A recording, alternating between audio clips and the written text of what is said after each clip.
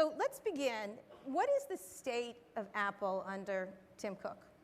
Not a lot of people know you that well, or know a lot about you. You've been behind the scenes at Apple for so long. How would you characterize it? It's an absolute incredible time to be with Apple. And I'm loving every minute of it, and I think everybody in Apple's loving every minute of it too. You know, for years, and this will not change, Apple's been focused on innovation.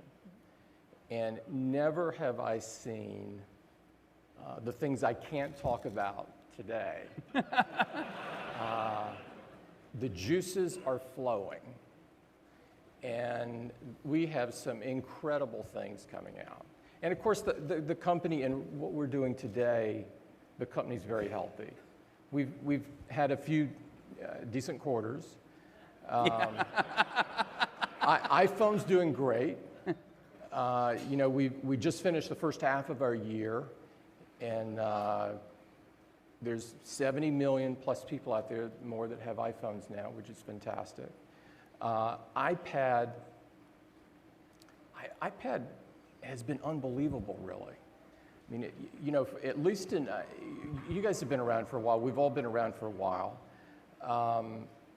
I've never seen a product and technology that consumers loved pretty instantly, and business loved, and education loved, and people of all ages loved. The iPad has just been unbelievable. It's been a knockout. And I think we're in the first inning on it. On the iPad, you mean? On the iPad. I really believe we're in the first inning. You know, it's only been 2 years. It's only been 2 years. And yet, hopefully there's a few in the audience here tonight. And there's a few pretty much everywhere I go. Actually, more than a few. The Mac has had a string of incredible quarters where we've outgrown the market, basically for every quarter for 6 years. Outgrown the market. Outgrown the market. But from a relatively small base, right? Yes. We're, you know, the Mac has always been, Walt, about being the best, making the best product, not making the most. We're never going to make the most personal computers. I don't see that. But we are going to continue to make the best. And so the Mac has strung this together, and all of a sudden, you know, and this, I'm not sure anybody could have predicted this, but as iPod was introduced in now 11 years ago, it's been 11 years, even pre the conference. You had sold 700,000 iPods when we opened our first conference. We sold a few more than that now. iPod introduced Apple to a whole bunch of people that didn't know Apple. And the Mac benefited from that. And so many, many people began to buy the Mac. But as it turns out, looking back, it introduced Apple to people in the developed world. So it introduced people to the Mac in the US, in the UK, in France and Germany, in Australia. But when iPhone came along in 2007, all of a sudden the world changed for Apple, and many people were introduced to Apple in China, in the Middle East, in Eastern Europe and Russia, and Latin America. And so the world opened all of a sudden. And now, with iPad, iPad is doing well in a number of those markets. And so it's been pretty incredible as we've come out with new great stuff that the world has met Apple. But we're still in the first inning. We're still at the very beginning of this, I believe. Right, when you say that, what are you introducing then next week, I guess, 2 weeks? Hey, what's the second inning? Right. That's a great question. I know it is. It's fantastic. I'm not going to answer it. You really should. Well, what do you mean by first inning? Well, you've got an event Well, June the 11th. What are you going to do? We're going to introduce some great stuff. Are you now in the Really stuff good. business? Stuff. What's stuff mean? Business. I think you'll like it. Confetti cannons? I think you're going to love it. You do? I think you're going to love it. And so first inning, I said first inning relative to iPad. Right. But what I mean by that is I really believe, and I believe this from the beginning, this is not some revelation from the last week or so, that the tablet market would eventually surpass the PC market. And I think everybody kind of heard that in the beginning, kind of laughed that off and said, no way. You know, there were many naysayers and so forth out there. Today, I think there's a lot more believers in that. I would guess there's a lot of people in this audience this evening that use their iPad a lot more than they use their computer. And I know I do that. And I love the Mac. But I find myself spending more and more time on my iPad. And I think as time goes on, I think that will even get more and more like that. And so that's the reason I think we're... So if I can pick up on that. Yeah, absolutely. We're going to, the public at large is going to be exposed to a different approach to this from your friends in Redmond this year, in which they look at a tablet and what we would traditionally have called a PC as just kind of a continuum, which can run on one operating system and can come in many form factors. Some of them will be just tablets, some of them will be just clamshells, some of them will be some combination where you can pull off the screen or turn it around, make it into a tablet. What's wrong with that? Why isn't a tablet actually a PC? Why is there a distinction? Well, in my view, that the tablet and the PC are different. And you can do things with the tablet if you're not encumbered by the legacy of the PC, if you view it as different. And so I think if you take a view that says this is another PC, all of a sudden you're pulling all of the leg weights of the PC market. And I think you wind up with something maybe not that dissimilar to what a tablet was 10 years ago. I mean, we didn't invent the tablet market. It was there. We invented the modern tablet. And so I love convergence, and I think convergence is great in many areas. But I think that products are about trade-offs. And you have to make tough decisions. You have to choose. And the fact is, the more you look at a tablet as a PC, the more the baggage from the past affects the product. And you wind up, I used this flippant thing some months ago that about, you could converge a toaster and a refrigerator. And sure, you could do that. And somebody might even say this. You're not introducing that next week. I'm not introducing that next week. And, but I just think that you wind up not building the best product in this particular case when you try to converge those. What dead weights are you talking about that you leave behind? It's trying to do all the things that the operating system of the PC does and perhaps should do. It's trying to, there are people trying to converge laptops and tablets, and therefore you've got a clamshell kind of thing, and you're lugging this thing with you, and so the ID is not optimized for a tablet. People want tablets to be incredibly thin.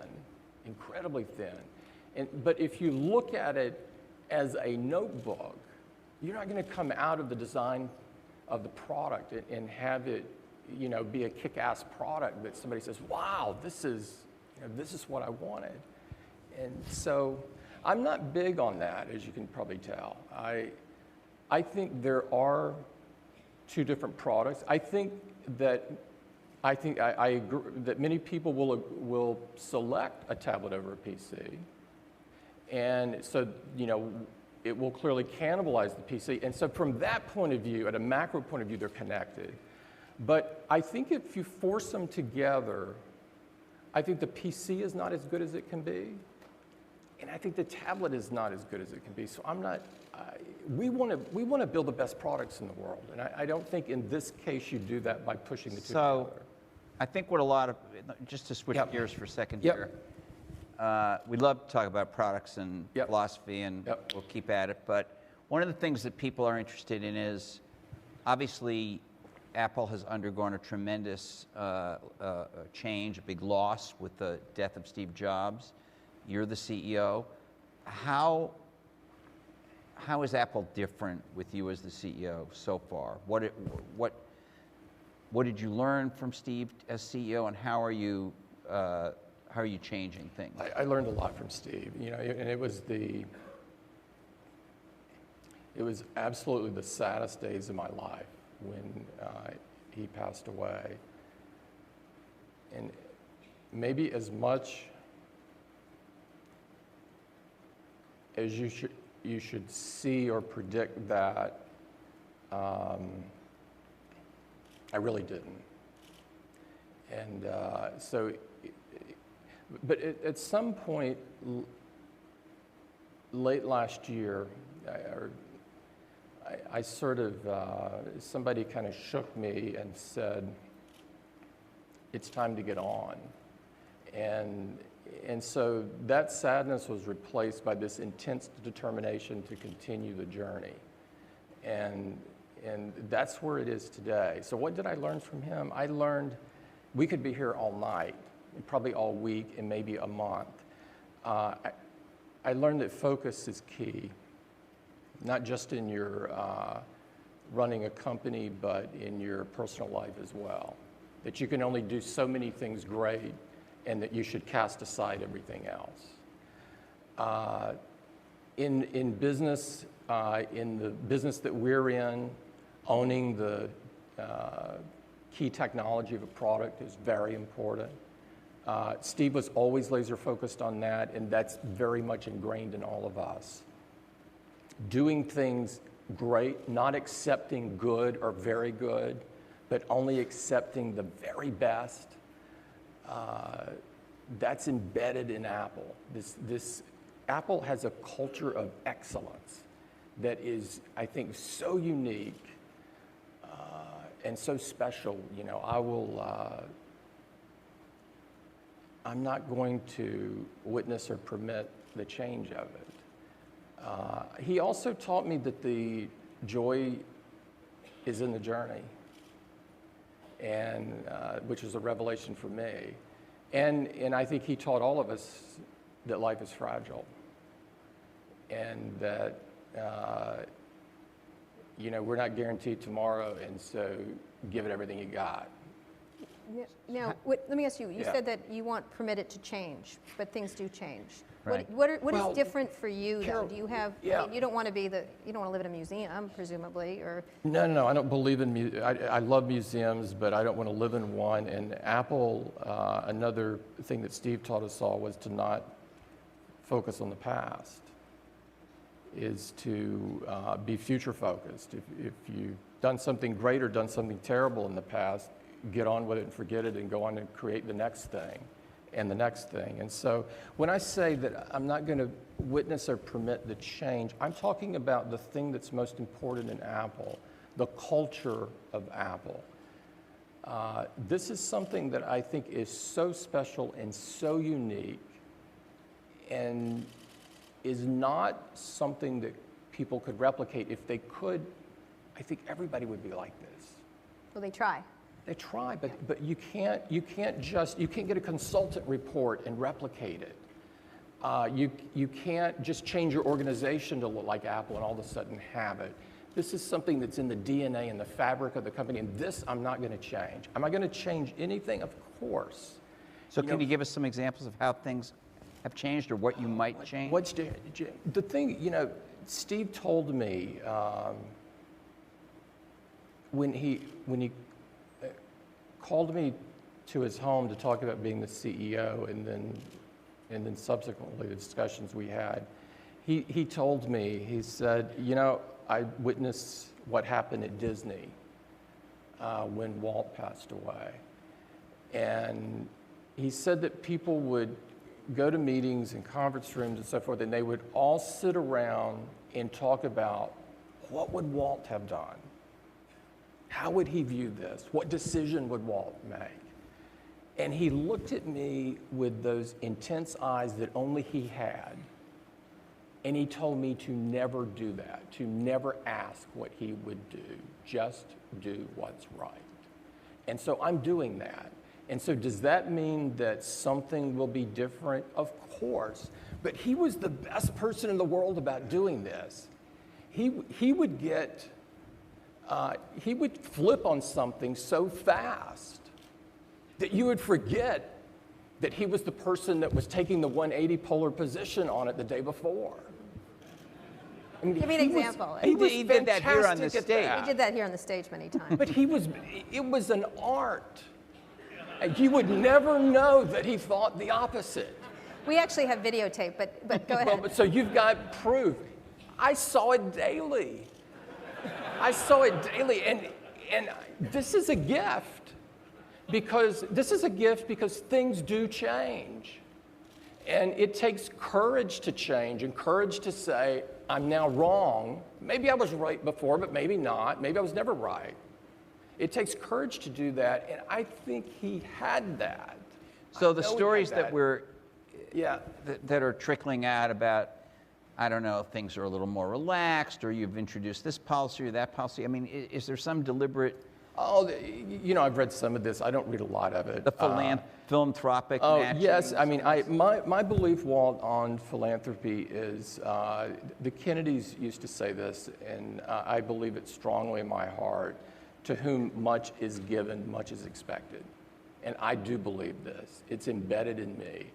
And yes, and so Apple has started a matching gift program. The employees really love it. It allows us to reach thousands of charities and plant seeds everywhere. And it allows us to do so without the bureaucracy of something where a lot of people sit in a committee meeting to conclude whether this one's good and this one's good. We let the employee decide.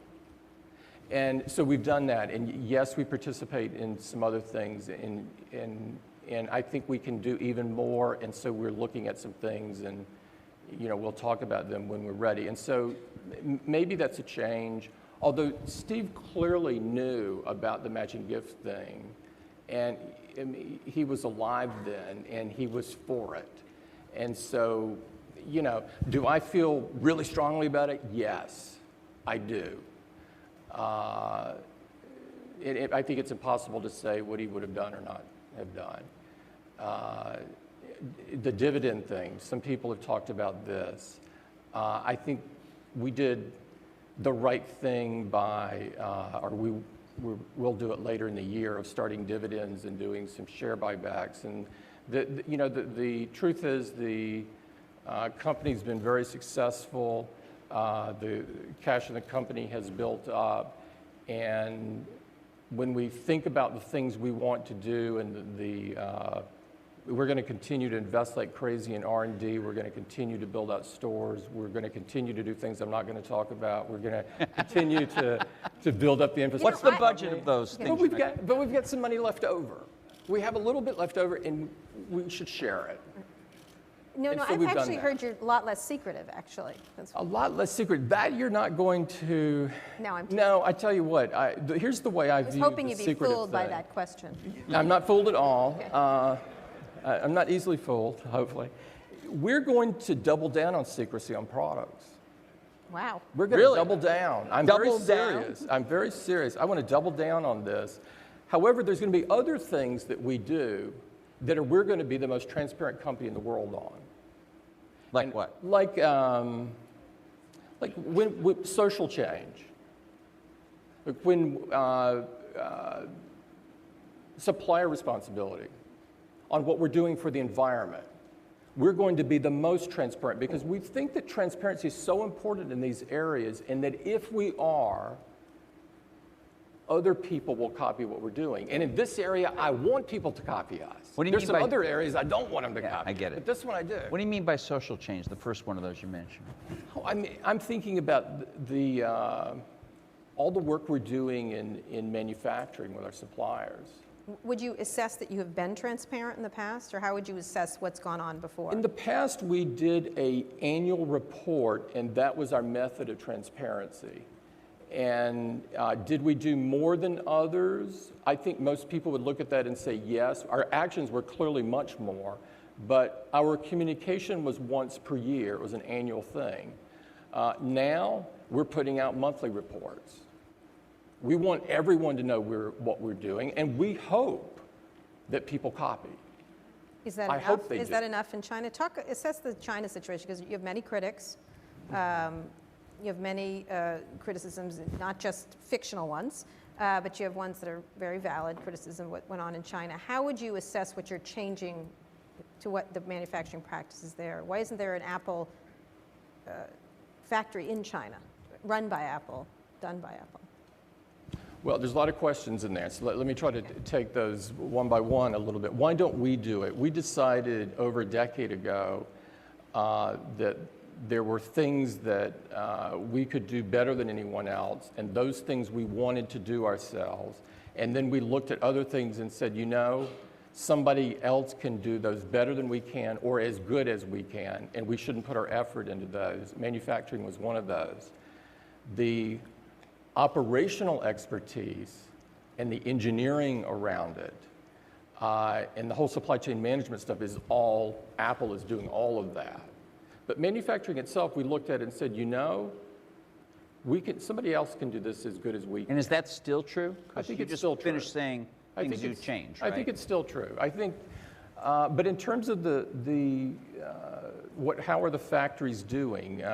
This year, as an example, we've put a ton of effort into taking overtime down. Now, this probably sounds easy to people in the audience. This is actually hard because it's complex, because some people want to work a lot. Some people want to work a whole lot because they want to move and work for a year or two and then move back to their village and bring back as much money as they can. We've sort of taken a position and said, we're going to bring this down. And we're already up in the last month, we were at 95% compliance. We're measuring working hours for 700,000 people. I don't know anybody else doing this. And we're reporting it. And so you can go on our website and see precisely what the work hours are. It's almost like the labor report the US puts out, you know, where it comes out at 5:30 a.m. in the morning. We put it out at the end of every month, or at the beginning of the following month on what we did the month before. And so we're micromanaging that. And I think we're doing it in a way, and we're showing a level of care that I don't see in other places. And I think it's really important.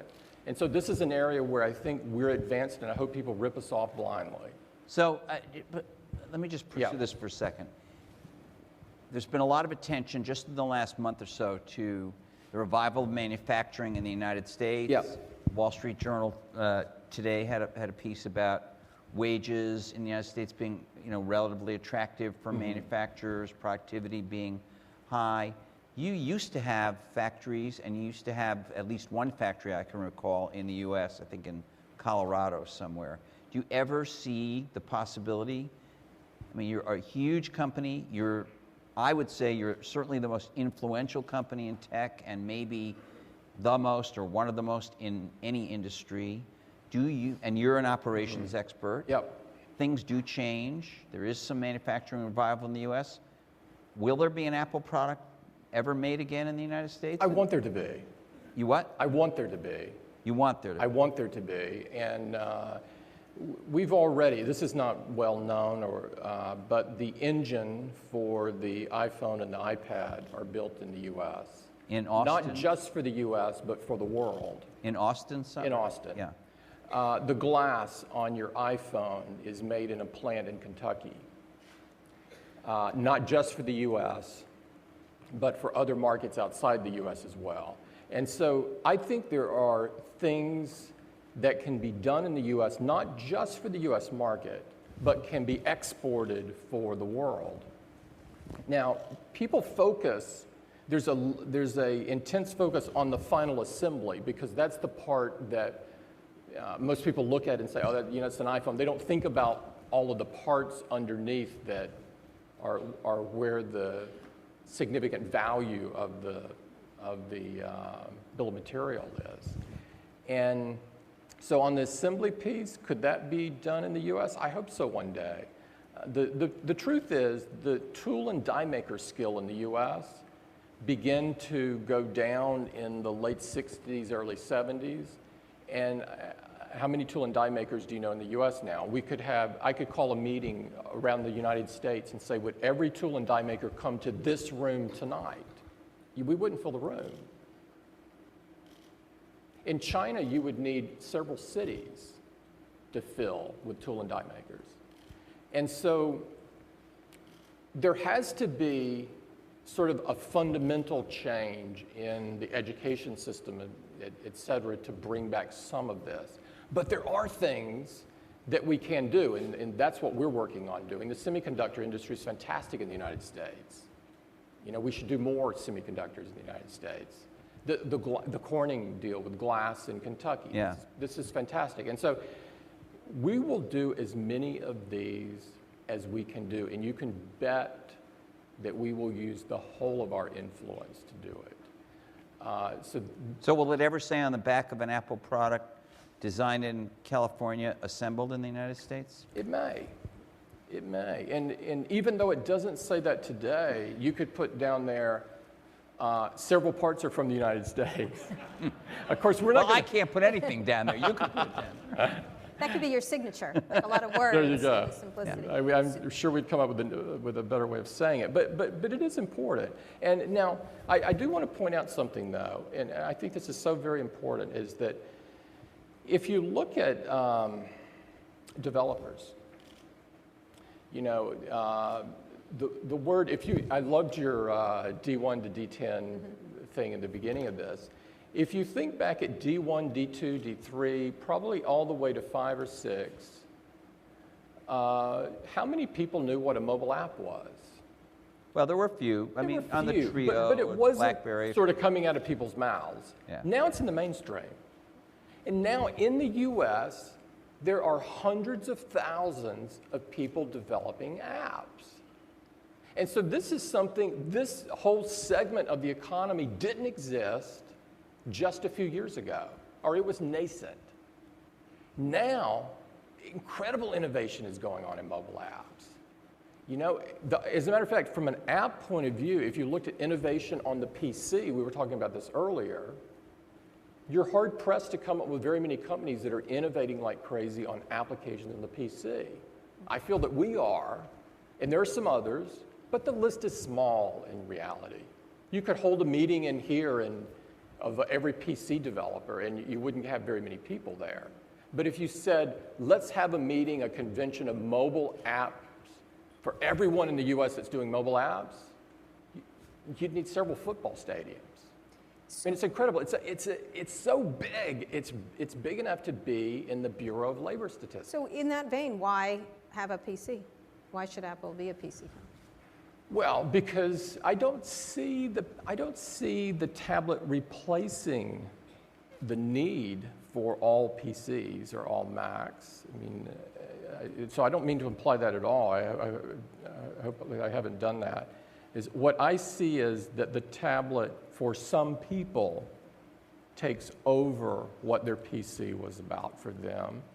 And it will probably also extend the purchasing cycle for others, where they'll say, I want both, but I've got a budget, and so I'm going to buy this tablet probably more often than I'm going to buy my PC or my Mac in some cases. So speaking of innovation, let's talk about the patent wars that go on. Yeah. Apple, Samsung, Google. Is that a problem for innovation? Well, it's a pain in the ass. Okay. Is it a problem for innovation? I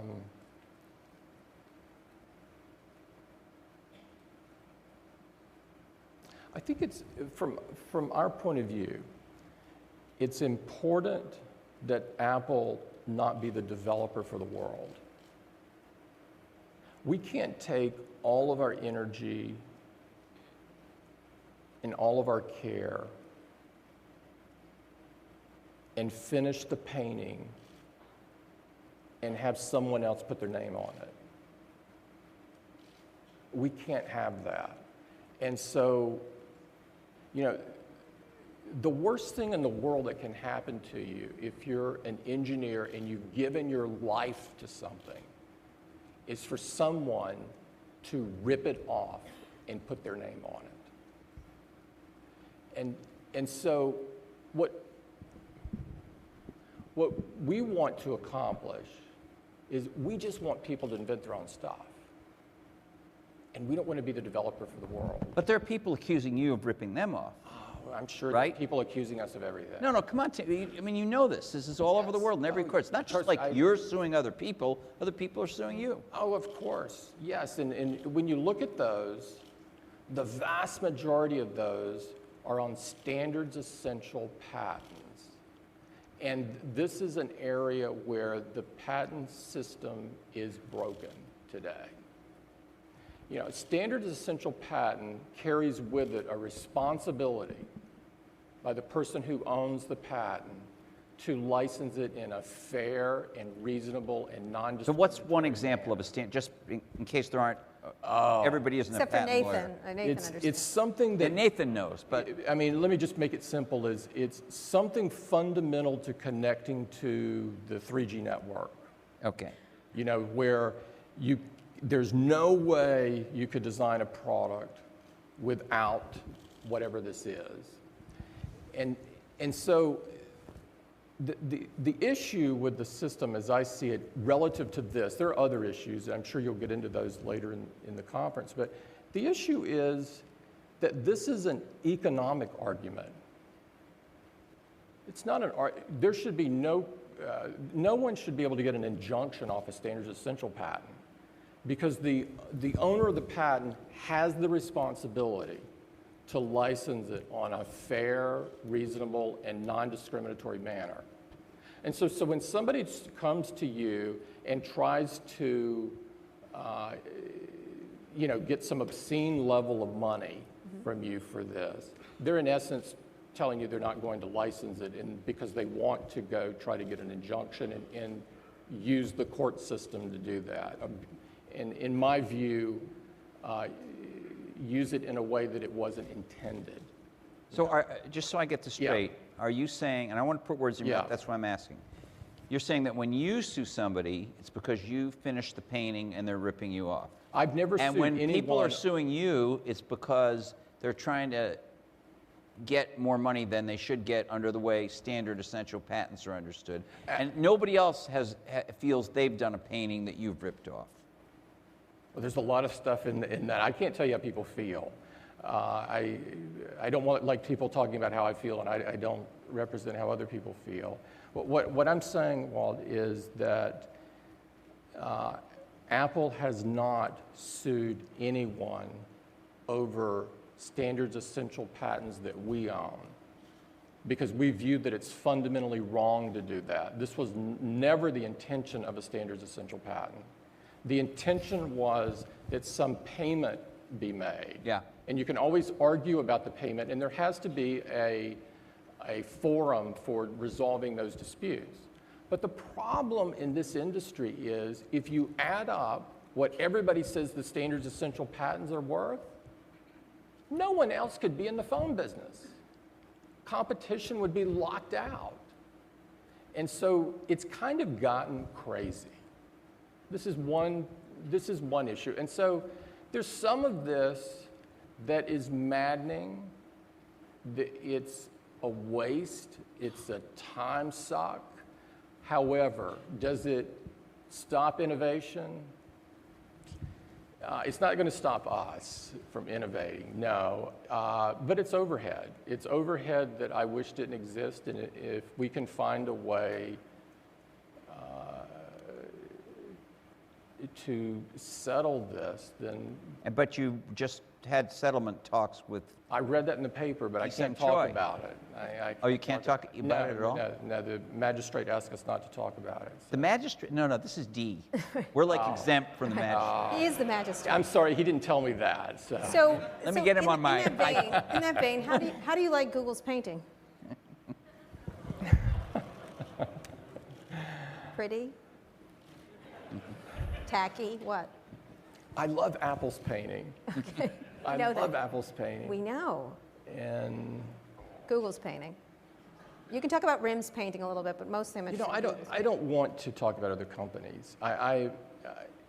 You brought up patents, and so I brought up something that I feel passionate about, as you might tell, that I think is an abuse of the system that was not intended. And I do think it needs,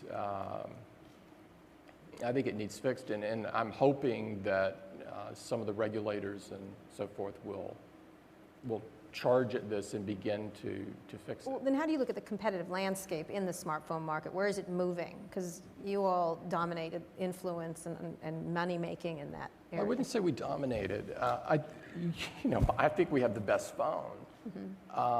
But you have two operating systems today, starting at the software, the operating system level. You have two operating systems that make up the vast majority, and of course it's iOS and Android. And you have Windows Mobile now beginning to ship, and we'll see how they do. And then you have RIM that is still serving some large number of enterprise customers.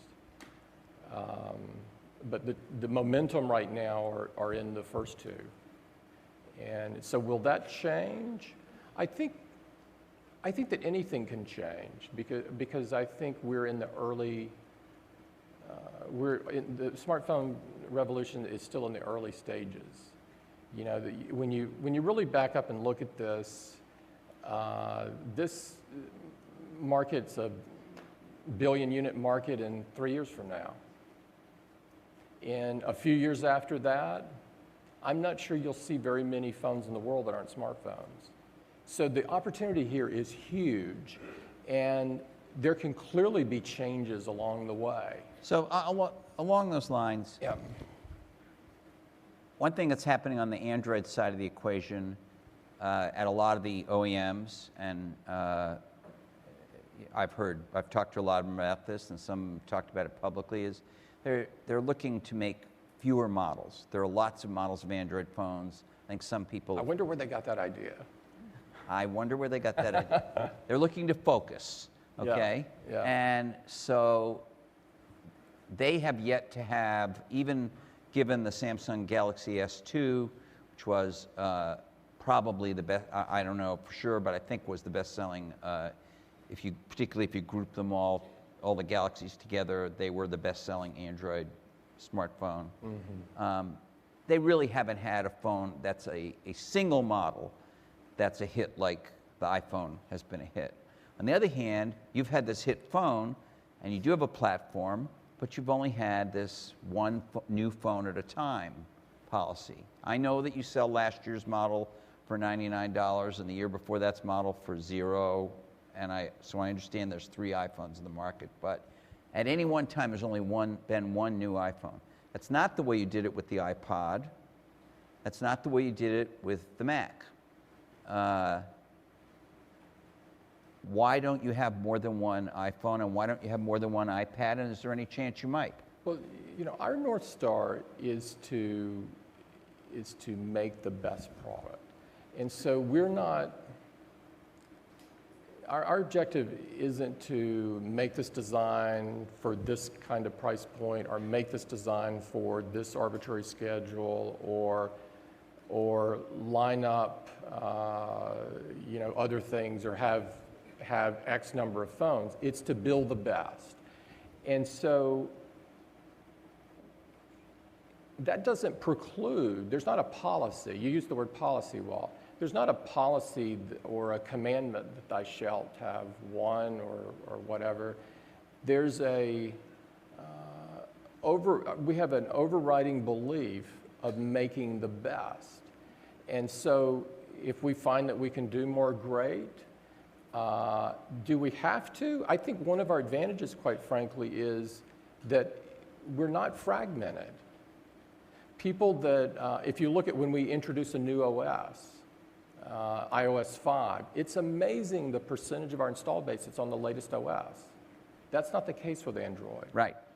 We have one app store. The rules are simple and straightforward. Everybody might not agree with all of them, but it's simple and straightforward, and all the apps are there. And so you know what app store to go to.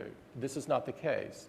We have one phone with one screen size, with one resolution, and so it's pretty simple if you're a developer developing for this platform. And there's been all kinds of people that have wild success. I mean, look at, you probably saw that Facebook brought Instagram. Instagram had one product on iOS. And so I think it's a testament of the power of iOS in a lot of ways. But I think Walt's point was that there's several different iPods. They look different. Yes. They're different colors. I mean, yes. even But color. the key on And that you guys was, used to, and your folks used to say, they said it to me, yeah, look, we've got all these price point covered. yeah. They didn't say we've got them all covered with junky iPods. They felt like they were all great iPods, built for a certain market at a certain price, Right. and built with high quality. So there's Yeah, large. let me say that you just- said this yeah, yourself. yeah. We're in the first inning. There's a lot of the world out there that can't Yeah. afford $200 phones. Why couldn't you make, or why shouldn't you be making a $99 new iPhone that's designed around that point for a certain kind of market, and still you could be just as proud of it as you are of your other Yeah, children? who knows what we'll do in the future? I'm not going to conjecture on that. But on the iPod, it wasn't that we sat around and said, you know, we need a $49 one and a $99 one, and so on and so forth. It was, we could do a pretty cool product called the iPod Shuffle.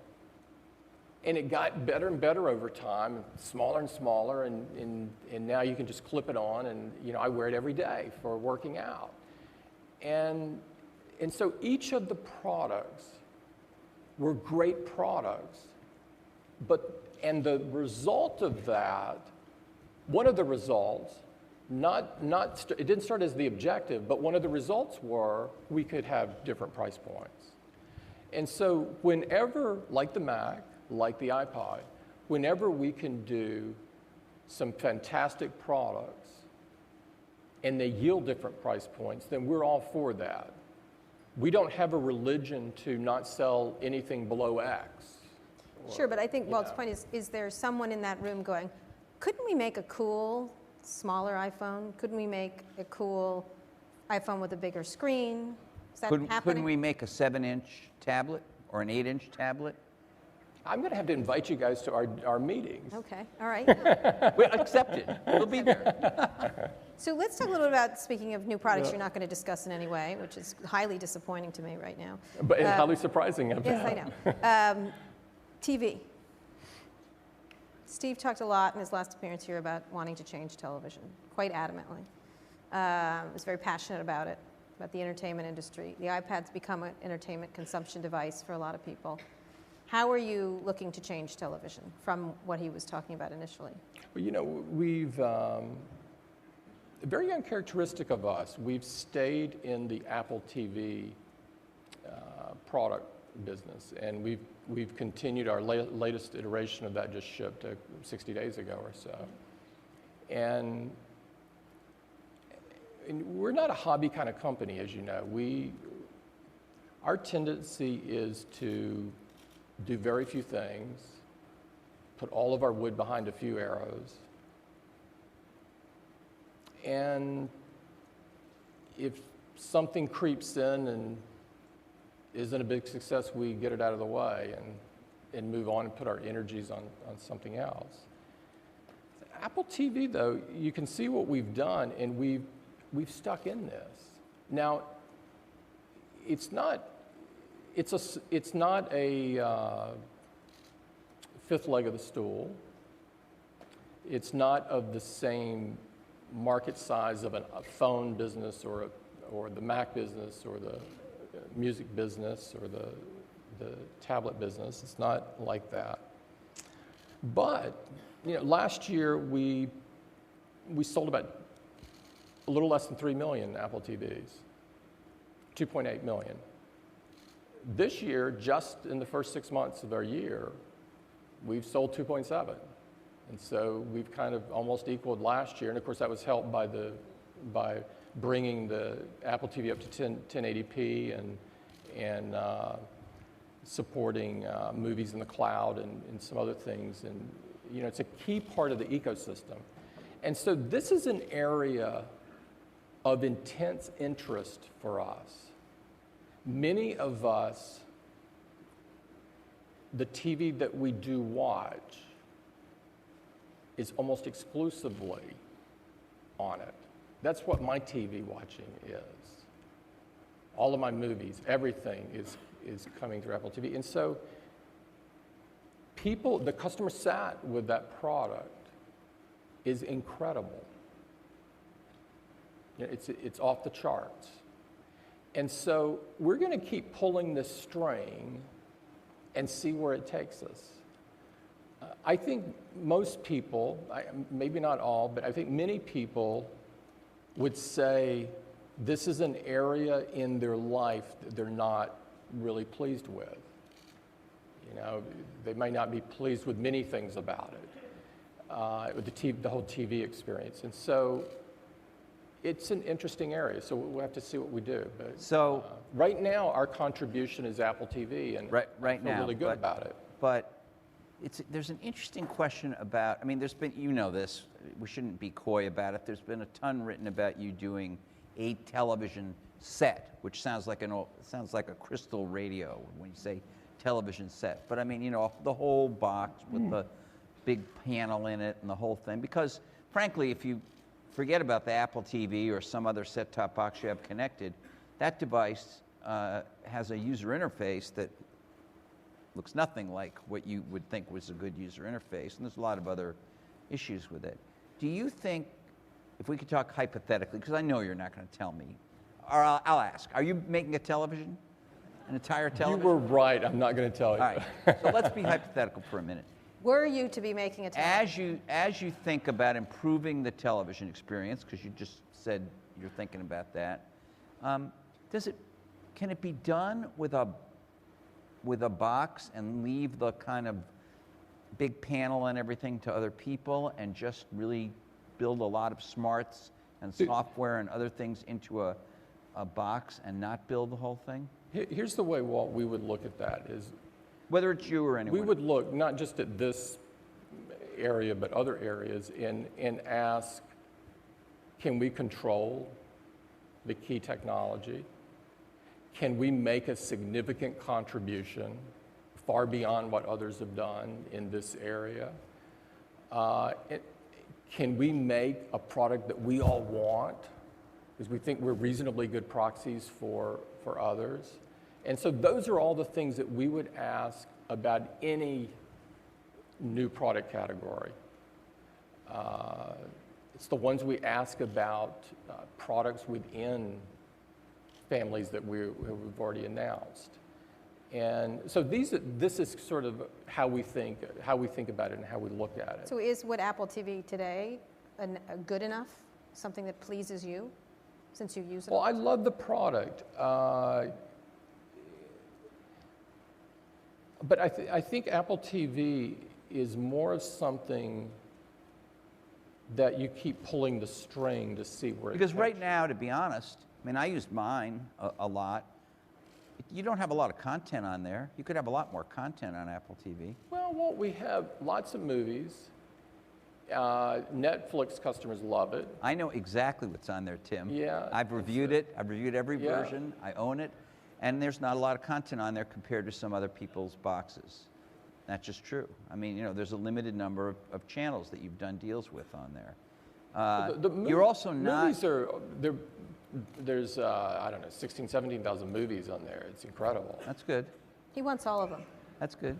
You don't stream them, though. I have to buy them. I mean, there's Netflix movies, of course. Yeah. But I can get Netflix Well, you on can rent Roku them. and TiVo You and can rent the Google movie. and everybody has Netflix. That's just table stakes. Yeah. You can rent the movie, though. And that's how most people do Right, okay. watch movies. I have to buy the TV shows, though.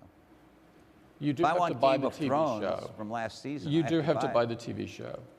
So you're not solving every problem that a person might have with the TV with your current product. I agree. And Yeah, I agree. when you talk about owning the core technologies, what is the core technology in the television experience in your view? I don't want to get into that kind of detail, but it's just an academic I love question. you, Walt. All right. Carol, what question did you have? What's the core technology? You guys are good. I know. You've been working together too long. Professionals. All right. Besides you not answering what the core technology, we're assuming it's the television. So itself, I'm going to assume that. How is your relationship with Hollywood in that regard, in terms of getting everything? How do you look at, Steve was very influential down there. How do you approach Hollywood people? I think we have very good relationships with the content owners. We have great respect for the content owners. We don't want their stuff to be ripped off. This is the way we felt about music. We loved music, and we wanted to provide a simple and elegant way for people to buy it because we felt that the vast majority of people were honest and that if they had that, they would pay for it.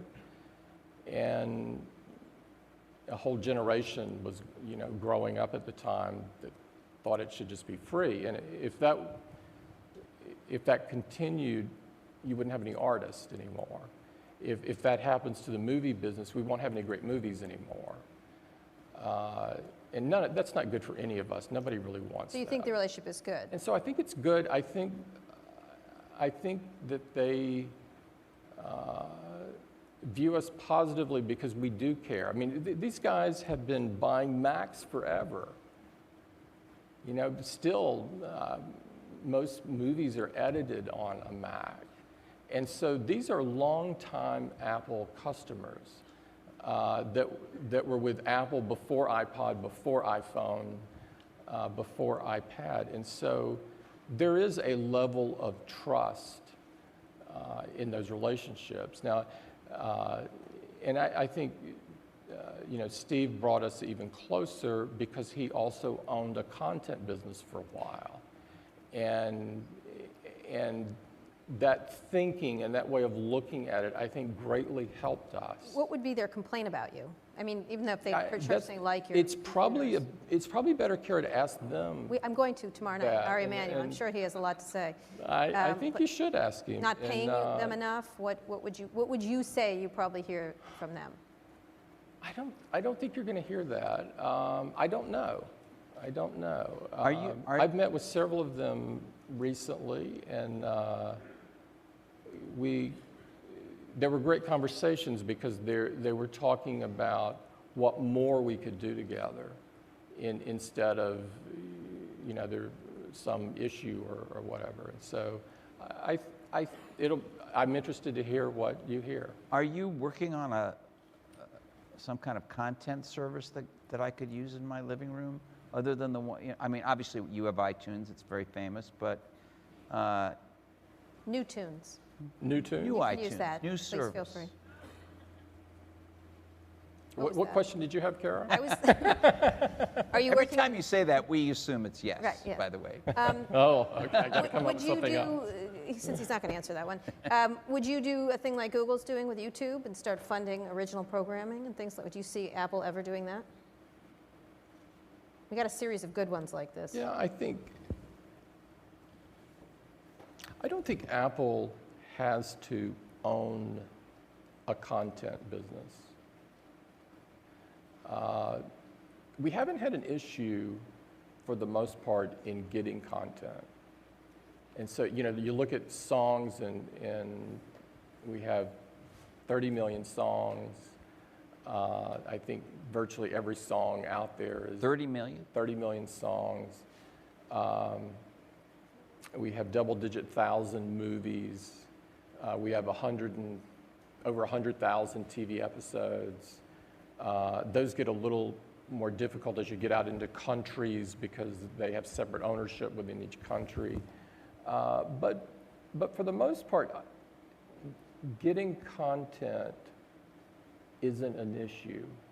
And so I think there's a great art in doing content right, and I have great appreciation for the content owners. And so I think this is an area where Apple partnering well is the right approach. So not making or funding content. Not making it. Funding it, well, we fund it through, the greatest thing that we can provide for the content owner is to sell lots of their stuff. And so if we can make a very simple and elegant solution with their content, then that's the best thing that we can do for all parties. The consumer loves it because they get it when they want it, where they want it. The content owner is getting paid for it, and so they love that. It's not being ripped off. And it's great for us as well because it builds our ecosystem. Tim, Yep. Speaking of partners, what is going on between you and Facebook? Facebook is a great company. I have great appreciation for them. But yet, on my Apple devices, there's a menu that comes up for sharing. Twitter's all through it. Yeah. Facebook is not. There's no Facebook. They have 900 million people. Why weren't you able to strike a deal? Will you ever strike a deal? What's your relationship? I think I think the relationship is very solid. I saw Cheryl earlier, and so you can ask her on your break. I think it's very solid. We have great respect for them. I think we can do more with them. And so, just stay tuned on this one. So Stay tuned, are they meaning- still, one of the things Steve told me is that they Stay were tuned. onerous. Are they still onerous? They have their way of doing things, and but people could say that about us as well. They do say that about you. They do.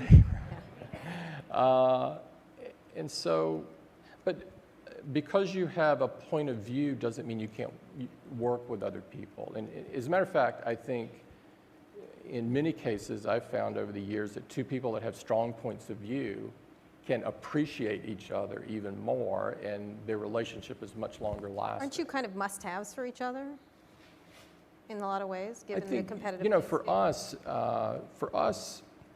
we want to provide customers simple and elegant ways to do the things they want to do.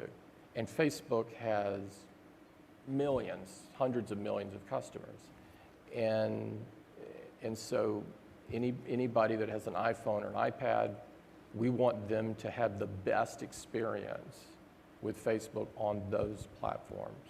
So there will be a better experience. So stay tuned. So stay tuned. So stay tuned. Speaking of other stay tuned, Yeah. not a lot of things have been purchased over the many years by Apple. Do you see more acquisitions under the Tim Cook regime? We continue to buy companies. They're not ones that we seek to make public, but we buy companies. Well, eventually you have to tell us, correct? It depends on the amount of it and so forth. If I don't have to, I don't. Right, okay. You just put them in this room. Wait, is that part of the doubling down on secrecy? That's the part of the doubling down. But You're gonna will we do it more or less? I don't think you can out secrecy. You're going to out Steve Jobs, secrecy but I'm Steve looking Jobs. forward Is that to it. correct? Is that what you're saying? I'm saying that I feel strongly that being secretive on the product side of our business You're killing so me here. important. It's so important. All right, speaking of the companies you've hidden in the black room at Apple, Yeah. do you see big acquisitions which you can't avoid people noticing? Say buying a Twitter, did you look at Instagram, for example? No, we didn't look at Instagram. Do I see big ones? You can't hide those under I the wouldn't rug. rule it out. I'm not looking at a big one right now. We're not looking at a big one right now. But I wouldn't rule it out. And so for us, historically what we've done, we haven't bought a company for revenue stream. Right, you haven't. We bought a company because they have great people, cool technology, great IP, and there was a synergy with a product that we were working on. There was something, maybe it would become a feature of the product. Maybe there were great skills that we could redeploy onto another project. And so we've done several of those, and I think that we will do several more. There's no doubt in my mind. And I wouldn't say we would never do one for revenue, but it's not how we're wired. We're not wired for that. And Well, you're okay with most internet companies on that then, so. Touche. Yeah, except he actually has revenue. Yes, I know And that. profits. No, but buying a company for revenue. I understand. Touche. You would have been perfect for Instagram. So, Well, wait a minute. Can I just, because I think there's Please. a segue here. Please. So you bought a company called Siri. Yes. Siri actually launched at this conference, and within a matter of months, you bought them. So we take credit for that. But Siri is, and it's in your ads. It's in, at least at the moment, it's your principal way of selling the iPhone 4S, which, as you pointed out, has sold in large numbers. When it the new works, John Malkovich ad. John Malkovich, Freaky Samuel L. John. Jackson, Yeah. whatever. When it works, I'm sorry. Go ahead. When it works really well. It's kind of like magic. But a lot of times, it actually doesn't work. And that's not what a lot of people have come to think about Apple products. It says, I can't help you with this at this moment, or misunderstands you, or it gets the thing wrong. And it's a beta. Yeah. You know, So what's going on with that? Well- Is that product up to your standards? And customers love it. customers First of all, love it? customers love it. It's one of the most popular features of iPhone 4S, which is our most popular, the most popular selling phone in the world, I guess. But there's more that it can do, and we have a lot of people working on this, and I think you'll be really pleased with some of the things that you'll see over the coming months on this, where the breadth that you're talking about, we've got some cool ideas about what Siri can do. And so we have a lot going on this. Is voice critical to these phones going forward? I think Siri's proven to us that people want to relate to the phone in a different way. And, for years, there wasn't a lot of invention in the input. And then touch came along and was a very cool, different way. And I think voice, particularly when it's combined where it understands the context, not just voice recognition. Voice recognition has been around for a long time. Maybe it didn't work at different times and so forth over the term of it. But what really makes Siri cool is she has a personality. She becomes many people's best friend. I mean, Yes. it's Isn't that a little sad? Hey, I'm not a judge. Although, a woman not listening to me is the story of my life, but go ahead. So, I think you're going to be really pleased with where we're taking Siri. Is it more responsive, bossier, what? Is that what you're looking for? I'm always looking for that. It's my little secret. We'll see. But I think you're going to be really happy with it. I really do. And it is key. It is profound. I'd put it on the profound list. There's not Is too it the many... AI piece of it that's... Look, you could put probably, I'm guessing, a different voice recognition module than the one you have in there now. And I'm not saying it's pretty good, but I mean, you could put a better one, a different one, whatever. It's not voice recognition. It's understand. It's the context, the AI. It's what you call That's when AI. you say something's profound, that's what you're talking That's what I'm talking about, yes. This is something that people dreamed of for years, I think. And it's here. It's really here. Now, yes, it can be broader and so forth, but we see unbelievable potential here. And, Siri as a feature is it has moved into the mainstream. People hear the word Siri and they know what you're talking about. It's amazing that this has happened since just October of last year, not very long ago. And so I think you're going to be really happy with where it's going. So Really happy. I We're asked doubling down on it. I asked this question of Steve in the last interview about what he does all day, Yeah. and he gave a fantastic answer. I have two questions, actually. One is, what do you do all day? What do you see your role at Apple as, on a daily basis? And then secondly, do you consider yourself a visionary? I mean, that was sort of stuck onto Steve's name, visionary leader. Yeah, Steve was a genius and a visionary, and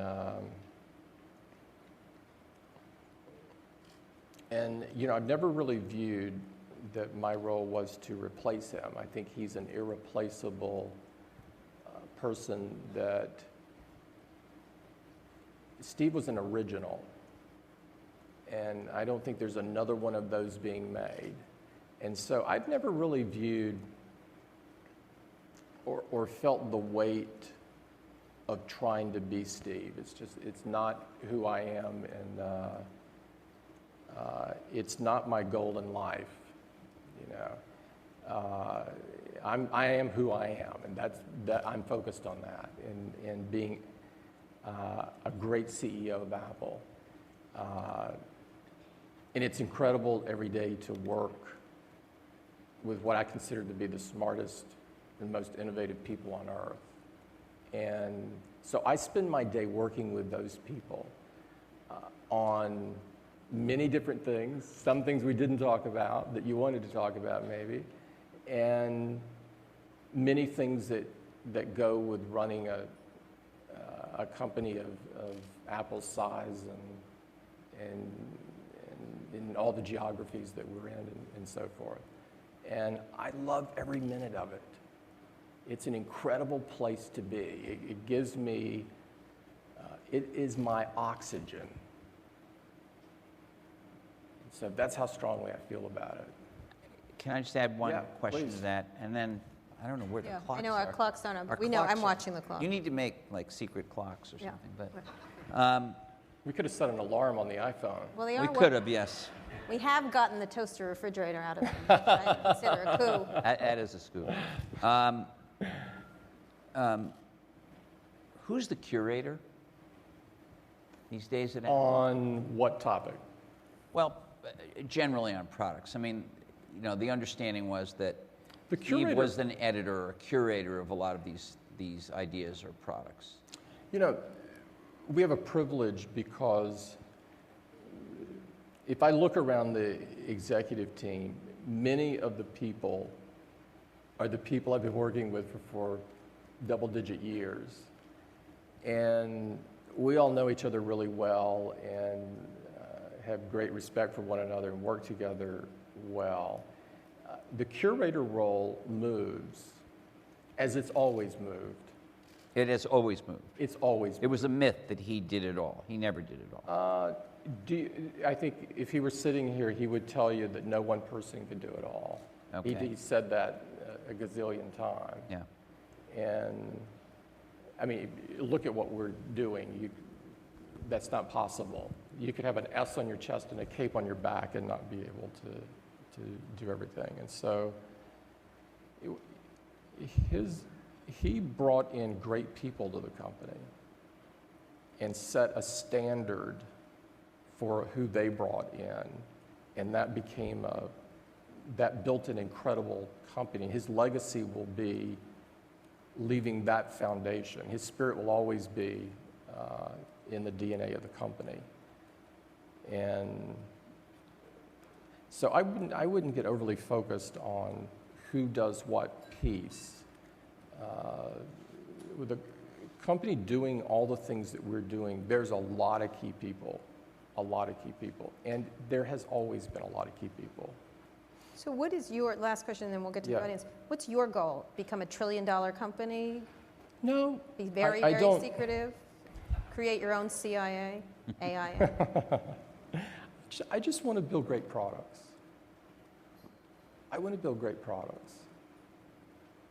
And there's not a specific revenue goal or I think if And keep them really secret until you're ready to say something. There you go. Yeah. I think if we do that the other things follow. I think companies that get sort of confused and think their goal is revenue or a certain profit or whatever, or a stock price of something, those things you can't focus on and make better. You have to focus on the things that lead to those. And for us, that's all about great products. And so all of our energies are on that, not the result of that. And looking out at the not Apple, what do you look to? No one knows as much about you as they did about Steve Jobs. What do you look up to? Is there a person or a company or a... Oh, you mean heroes? Yeah. And so forth? I have ones that are deceased or ones that are living. You know, if you walked in my office, you would see Bobby Kennedy and Martin Luther King. That's who you would see. If you're talking about CEOs that I think that are living, that are doing fantastic jobs, I have incredible respect for Bob Iger and what he's done at Disney. And it's it's a great fortune for us to have him serve on our board now. And there are others. I've had some great opportunities to meet some people I didn't know in the last several months, and so that list is growing. Okay, thanks. Questions? Yeah. Questions? The mics are... You have to go to the There's mic. Yeah. There's one here, there's one there, there's one over there. Okay. All right, let's start. Because there's never any interest in Apple. Yeah, Yeah, right here in the middle. go ahead. Hi, Tim. John Hi. Turner from Brandeis University. Apple has been traditionally very strong in higher ed markets. But one area that many years ago kind of dried up were deep discounts for institutional purchases, both for higher ed and for K through 12 teachers. For example, I pay the same price that for an iPad that everybody else pays. Do you see that changing in Apple's culture, investing in higher ed, giving us good discounts to make education affordable again? What we've done with education is, actually there is still a discount for institutions and for individuals. And each year during the back-to-school season, we've historically sweetened that in some way, some sort of offer or something that a student would like. And so we're going to keep doing that. Education is very, very important to us. The iPad actually does sell at a lower price into K-12 than it does in the consumer markets, when they buy in volume, which they are today doing. And so we're going to continue offering those. Just last year, those discounts or donations were $750 million. So it's not an insignificant amount. And maybe even more the case in education in general, we're doing other things that I think have a profound effect on people. Like if you're familiar with iTunes University, millions of people are taking courses, great courses from great instructors on iTunes U. If you're not taking one, I would encourage you to look out there. There's some great stuff out there. We're doing all this for free. We're not doing this to make money. We're doing all this for free because we think it can really make a difference. We launched iBooks Author in January. This is a tool that most people would have charged thousands of dollars for. We're giving it away for free. We're giving it away so that people can make textbooks because we think that the textbook is an incredible thing if done right for the student versus today's textbook that is dog-eared and 7 years old and behind on the times. And so we're going to continue to do things like this that we think can really change teaching and learning. Education's been a foundation of Apple since the very early days, since the very, very early days of Apple, and continues to be today. And we're really proud of what we're doing. Thank you. Over there? Adam Lashinsky with Fortune Magazine. Hi, Adam. Hi, Tim. It's nice to be able to ask you a That was question. kind of an interesting hi. Hi, Adam. Touche. Thank you. Nice to be able to. More like a good God, him. Tim, you've... Yeah. Thank you, Kara. He just said yeah, by the way. Go ahead. You've said in the past that an important part of the Apple culture is to be self-critical. Kara and Walt have commented a couple of times that this is an audience that doesn't know you very well. Mm-hmm. Would you talk a little bit about your strengths and weaknesses as a CEO and as a person?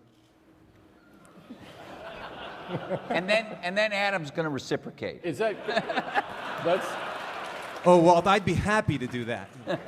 you mean a public performance appraisal? I think you're best to do that, Adam.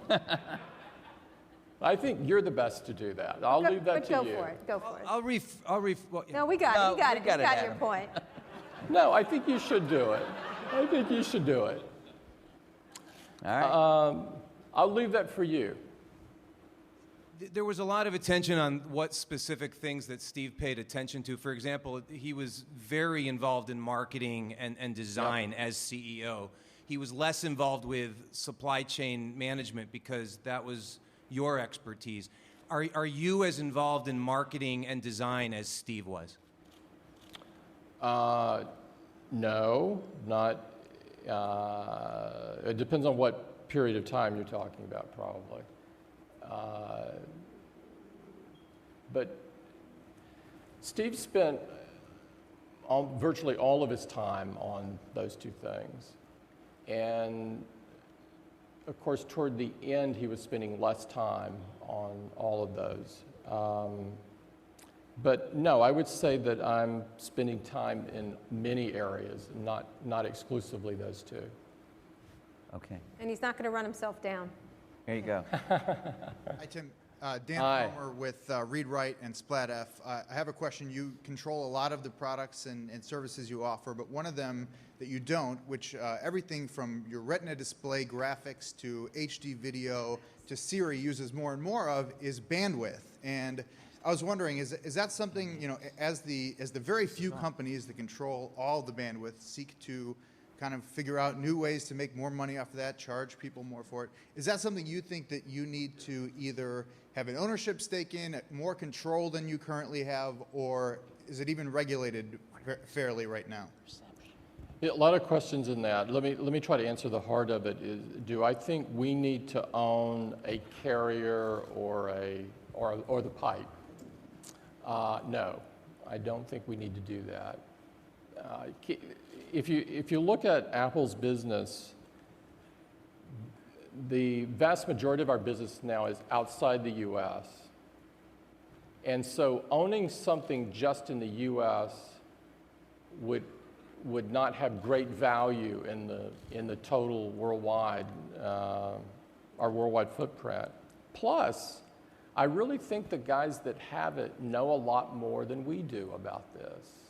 This is their area of expertise, and we've tried to be honest about things where we can contribute and places where we can't. And I want to make great devices and use some of the bandwidth. But I don't really feel like we have to own the pipe to do that. I think we can partner with the pipe owner. Okay. Thank you. Lance, if you could stop texting, would you? Thank you very much. Yep. This has really been interesting, Tim. I'm Lance Ulanoff from Mashable, and I just, I have kind of a two-part question. Yep. Back in Remember, short, because we got lots of questions. Right. Back in 1998, when you joined Apple, what did Steve Jobs tell you at that time to encourage you to join? I mean, the company was not in great shape. And the second part is, could you have envisioned what would have happened? Did you see the future at that moment? It was a very interesting meeting. Steve had hired an executive search firm to find somebody to run operations. And I'd gotten a call a few times and said, no, I haven't been in contact that long, and I like the people here. And they kept calling and kept calling. And I eventually said, okay, I'll talk. And I flew out. I had no time. And so I flew out like Friday on a red eye for a Saturday morning meeting with Steve. And the honest to God truth is 5 minutes into the conversation, I'm wanting to join Apple. And I was shocked at this because it wasn't how I went into the conversation at all.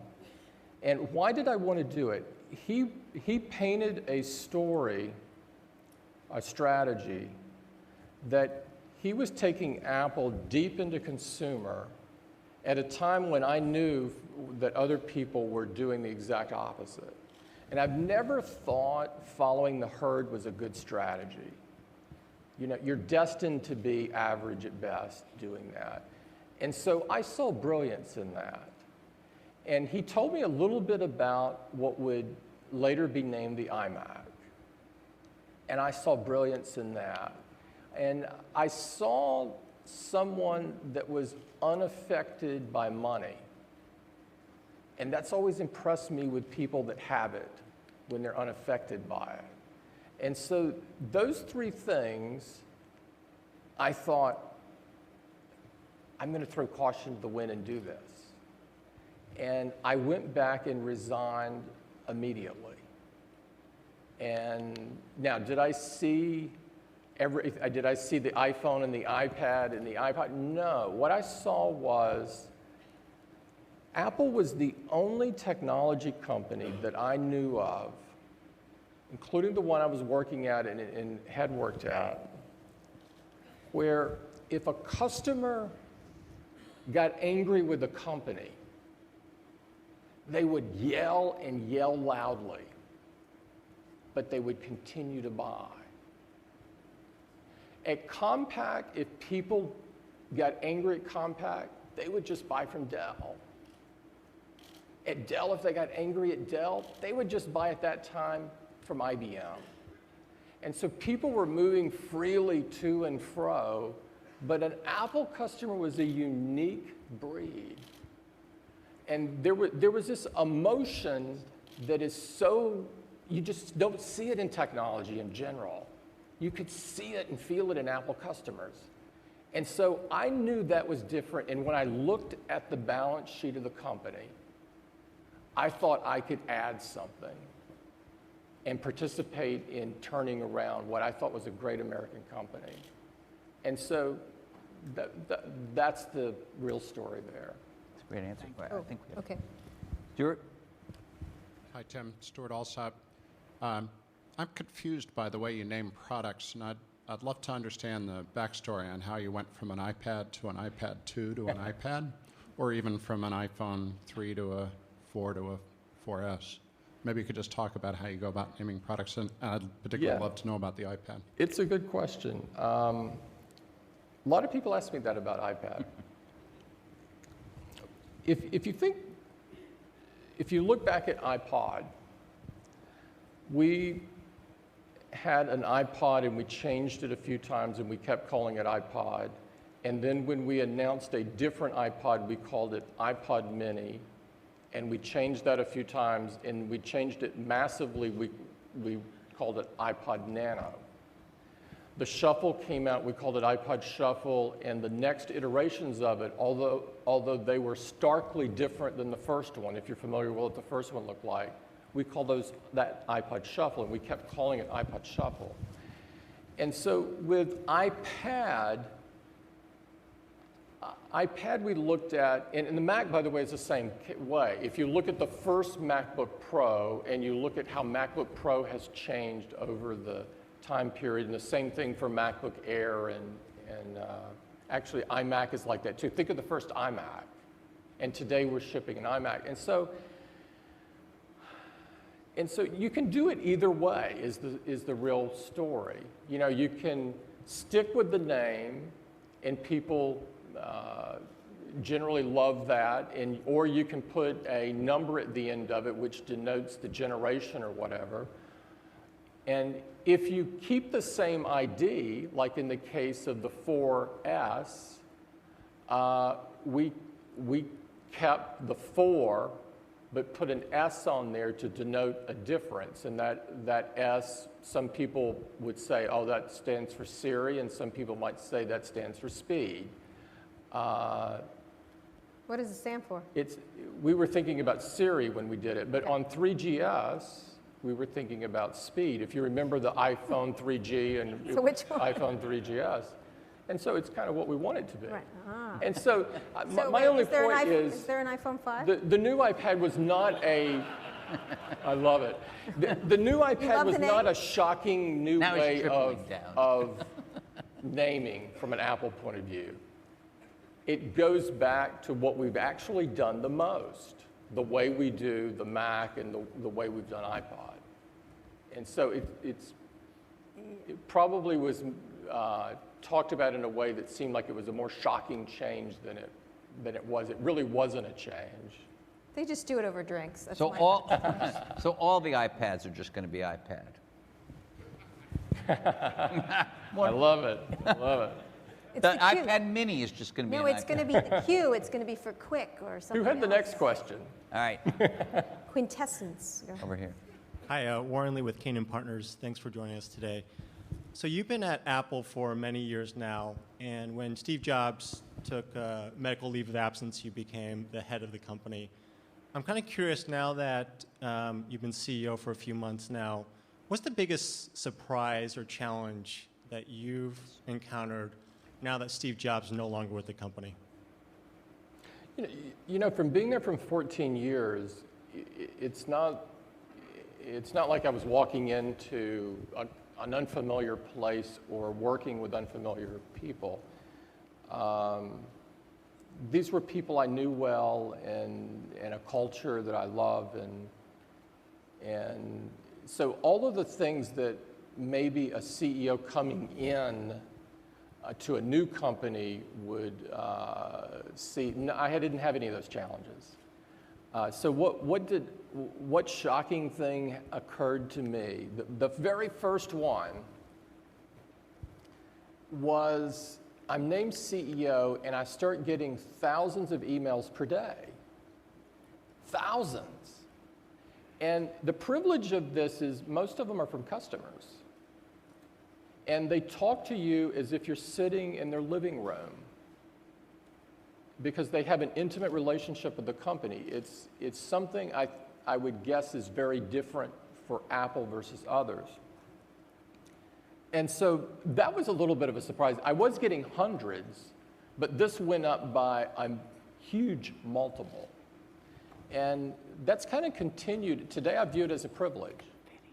I could never read every one of them, but I think it shows you the connection that we have with customers and with people, and that it's an emotional connection, not just a transactional.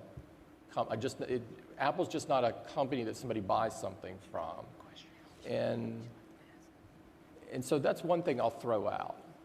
The other things, I can't say anything other has surprised me. Again, it's not an unfamiliar place. It's not unfamiliar people. It's a company that I've been in love with for a long time. We're going to do them very quick questions. We'd like to get to everyone, but everyone's hungry. Try to make them shorter. Yeah, I want to get your quick thoughts on two emerging trends, or at least they seem to be emerging in the mobile space. One is wearable computing. We're seeing about a half dozen startups in the smartwatch space trying to compete with that, and still seems very nascent. And obviously Google's working on their Project Glass and heads-up display. So I just want to get your general thoughts on wearable computing and where that space might be going. And the second one is you talked about how Windows 8 or tablets might be going full circle in a bad way in terms of where Microsoft started with the tablet. So I wanted to get your thoughts on pen computing and whether Apple could play a role there and sort of pick up the mantle where Microsoft left off. Wearable, I have on a Nike Fuel Band. And so this is one of the things that you're talking about.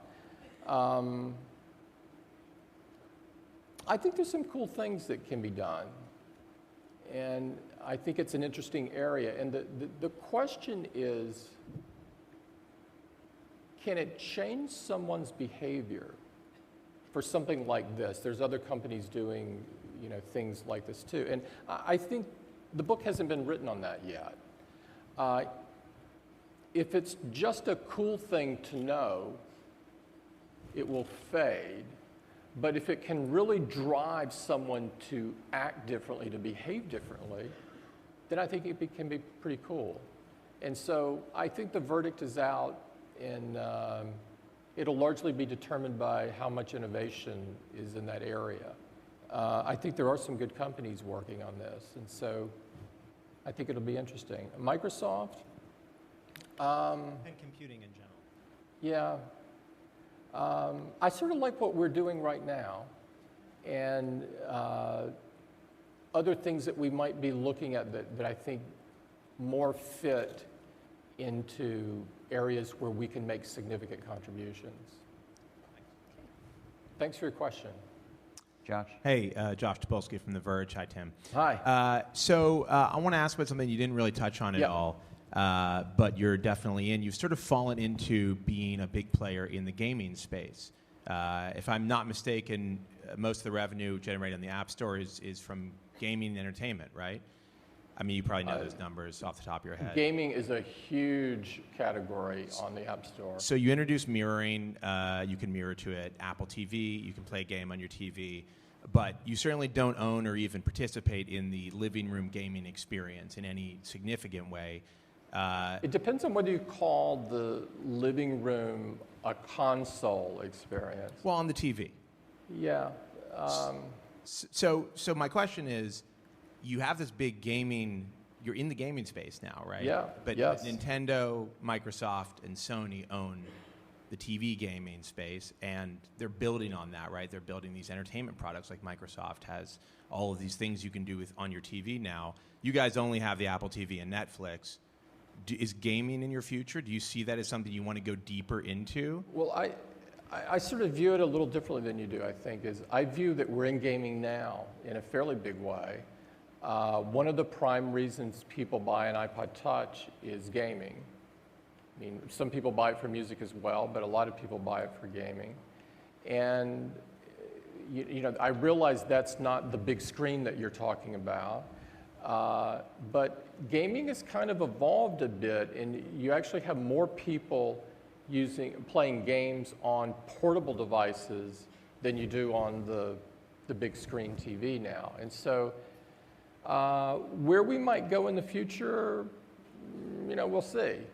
But this is an area where customers love games. We want to do things that customers want us to do. I'm not interested in being in the console business that's the traditional, or what is thought of today as traditional gaming. But if you view gaming more broadly than that, then I feel like we're a pretty big player today, and the things that we'll do in the future will only make that bigger. So is gaming on television something that you're interested in? Last try. I think it could be interesting. I think it could be interesting. All right, Jordan, quickly. Oh, go ahead, and then we're going to get to everyone very, but if you Who's need standing? to speed it up. Yeah, who's standing? No new people. I'm Jordan Golson from MacRumors, and thanks for the job, sort of. You talked a lot about emotion of the customers. There's a lot of passion amongst the customers. Do you think that the sort of attention that's paid to Apple from rumor sites and news sites and the New York everybody is a distraction or a driver, or how does that affect you and the company? I think it's a privilege to have people that care about the company and care enough to write and care enough to talk and care enough to send me an email and say, you're out to lunch on this thing, and you know, you should be looking at this differently. Or I think all of that is great. I love it. And do I want something printed on a website that's confidential? No. But that's not the question I think that you're asking. Is I view sort of our ecosystem as including great sites that care deeply about the company and want to inform customers. And I've got no problem with people that disagree with things that we're doing. I think that's our country. I love it. It's great that we can have disagreements. And so that's how I view it. Thanks. Does that make sense? I think so, yeah. He loves you. Over here. Quote you. Hi, Tim. Enrique de Castro. Hi. Enrique De Castro from Google. You talked about DNA. Yes. The size of the hardware industry is huge. The size of the software industry is huge. The size of the mobile industry is huge. Why advertising? Why? I'm sorry? Why advertising for Apple? Oh, why Oh, you mean iAd? Well, iAd is would be pretty small next to your advertising revenue. I mean, we know that. Like really, really small. And so I wouldn't put it, if you noticed when I was talking about the things in Apple that make up the four legs of the stool, I didn't mention that one. So, you know, I don't see it at the same level by any means as the other things in our company. It's not. It's not nearly to us what it is to you. Obviously, we're in different stratospheres there. We're a product company. That's what we are. I heard you a lot saying focus during the interview. Yeah. Can you make that ad and focus, how they go together? So you want me to get out of the ad business? That's what I'm hearing, Tim. I hope the FTC's not in the room. Actually, he's here. He's the here chairman on of the FTC is in the room. Okay, great. John, are you taking notes? Yeah. You should know the chairman of the FTC literally is probably here. So. I don't have any other Think comment. carefully how you phrase your next question. Thank you. I love you for asking that. You want to say, please stay in the ad business. We love competition. Enrique's the charming Google. Go ahead. All right, we're over here. Hi. Hi, I'm Joanna Stern from ABC News, and I wanted to ask you about Ping. Firstly, what really happened to it? And secondly, is that the last time we really are going to see Apple get into that social space? Are you leaving it up to other companies now? I don't think we have to. Apple doesn't have to own a social network, if that's the heart of your question. But does Apple need to be social? Yes. But the ways that we express that today are integrating Twitter into iOS. And you'll see us integrate Twitter into the Mac OS as we introduce Mountain Lion. It's some people think of iMessage as social, right? And so we've done a very elegant solution there if you're familiar with iMessage. And you'll see more things along that in the future. Game Center is a social activity because you're picking someone else to play a game against or multiple players or whatever. And so things like this make our devices even more useful to people, and we'll do things like that. But that to me doesn't mean at all that Apple needs to own a social network. But you do. You have Ping. Ping. So what happened to Ping? Oh, I was carefully. If you notice, Walt, I was carefully avoiding that. I did notice. And I could tell that you wouldn't let me. So. Well, you're rather sly, but what happened to Ping? You know, I think. Hello? Yeah, my mic is off. You know, we tried Ping, and I think the customer voted and said, you know, this isn't something that I want to put a lot of energy into. So are you going to kill it? Because last time I checked, I think it's still there. Some customers love it. It's just there's not a huge number that do. And so, you know, will we kill it? I don't know. I'll look at it. And as long as they email you on an every other day basis, you'll keep it for a while. Huh? Well, I don't want to say that. I don't want to say that. No, You could totally sell it to Google Plus, but let's go ahead.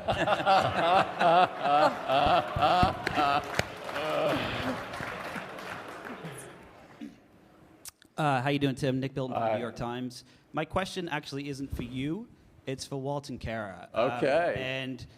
You had the rare opportunity to interview Steve Jobs on stage. Not many people got to do that. And you've had the rare opportunity to be the first person that's interviewed Tim Cook. Do you think he portrayed the vision of Apple and the future of Apple today? And what are your thoughts on the interview? You know what? Wait a minute. You know what, Nick? I'm not coming back, I know. No, that's not true. You're welcome back. And I will look forward to reading your thoughts on the interview. And Well, that was his answer. Yeah. I'm giving the same answer. I mean, you know, I believe in competitive journalism. Well, we wish you had told us whether you're calling it the iPhone 5 or not. I mean, you know, I But- wish he would have announced all his products here. I didn't expect him to, but, Right. you know. No, perhaps- but the perhaps vision he of the did. future of Apple from Tim. I mean, I think that's the question. This is the first interview. I think our tradition here at the conference has been to do two things. Let the audience and the other media that are here judge it, and then we also own a website. We also have columns, and we can make some judgments too. But you're just as entitled to do that as, and we're not going to do it from the stage. You do it. Yeah. See, isn't he as good as him? I know. I think he's charming for being here for the first time so we can meet Tim Cook. Thank you. Thank you Kara. so much. Thank Thank you. you. Thanks, Walt.